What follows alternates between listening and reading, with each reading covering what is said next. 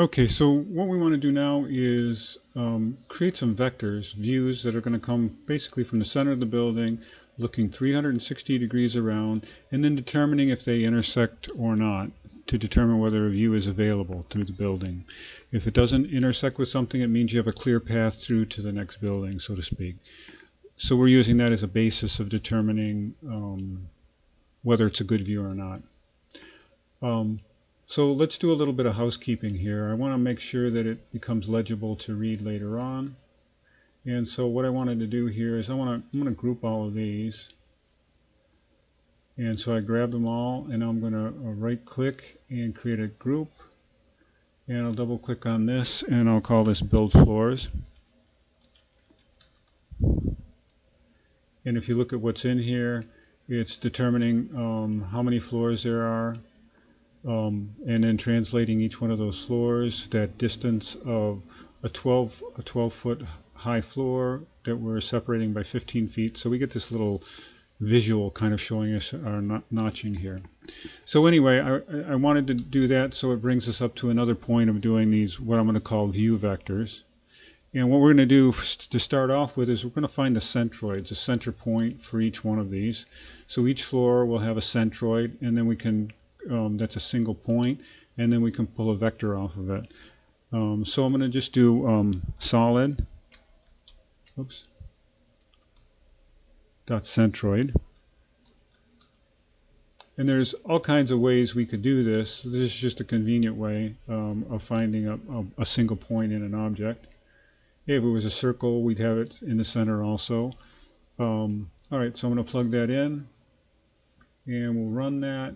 And we should get a little dot, and let's see if we have a point. We have 4 points here, and one of the ways we're going to need to actually be able to see that is to kind of hide our geometry here for a moment. So let's go to this and turn the preview off, and now I can kind of zoom in here, excuse me, and you can see our 4 points that are here. And if I click on this, they'll highlight. But they're buried in that kind of geometry. So I'm going to leave this geometry off for a minute. Imagine now these are the center of each one of the floors. You know, that would be a 12-foot floor, so it's at the 6-foot level, right in the center of the building, and then looking out from that building to kind of see whether that sight line hits something else. So, and we have 4 floors now, so we have 4 points. If we go over here and change obviously the width of the building, it's going to get taller, and if we rerun it, we get more points. And you notice how it also jumped closer to the corner of the lot. So we have these points, and we want to build vectors off of them. So we're going to make a line that has a start point and a direction and a length. So let's see if we can actually find that. A geometry, it'll be a curve, it'll be a line that has a start point, a direction, and a length. So the length will be anything that's past where the buildings are.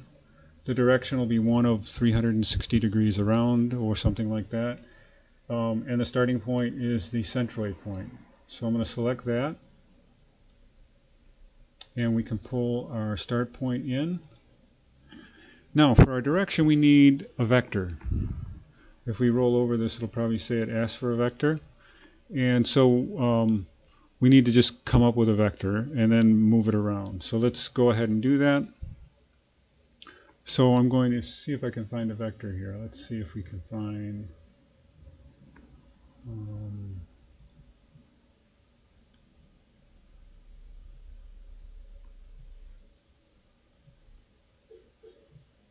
can't think of where our vectors would be in this. I'm sorry, I'm taking a little bit of time here. Geometry, it should be an abstract piece of geometry, right? A vector. Alright, so we have a vector, and we want to make it a vector rotate. So let's see if we can find that. Vector rotate, and we want to do that by a axis and a degrees. So I've selected that. So now we have this idea of a vector.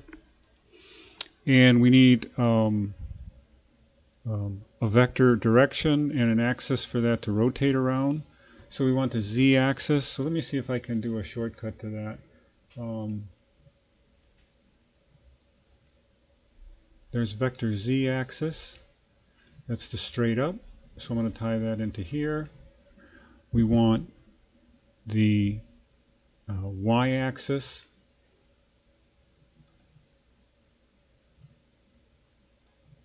We'll tie that into there.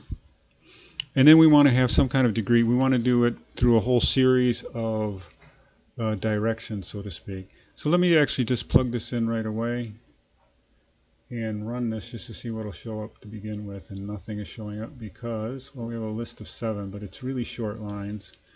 Let's first of all give it a length. So I'm going to use a code block to give it a length. This will help us visualize it. And let's say I'm going to pick a number here. Pick 1,000.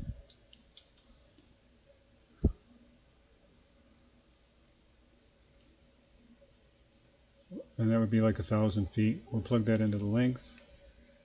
And we'll go ahead and run this. And there you can see those are those vectors. It was 1, it wasn't showing up before. Now it's 1,000 feet long. So they're very long lines coming off of each one of those points. But it's only in one direction.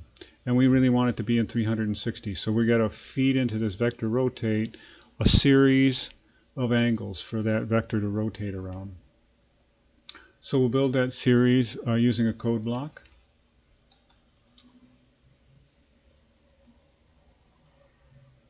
And in this case, we'll start at the beginning, 0 degrees, and we'll go to 350. We won't go to 360 because that's exactly back to 0 again.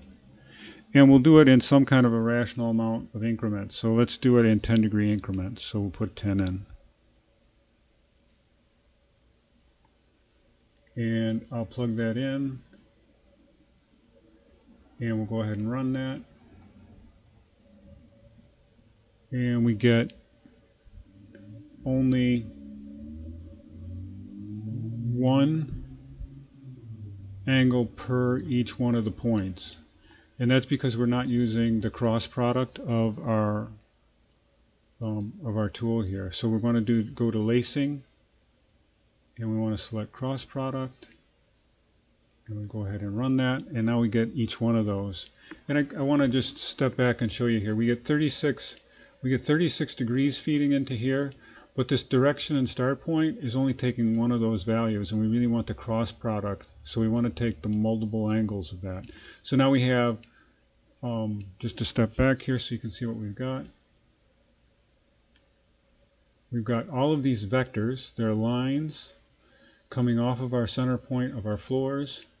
If at any point we change the number of floors, we go back over here, and let's say we make the building wider, it'll have less floors to it, and run it, we'll only get a few vectors. And if we make it to our lowest value that we've established, which is 40, we'll get the most amount of vectors.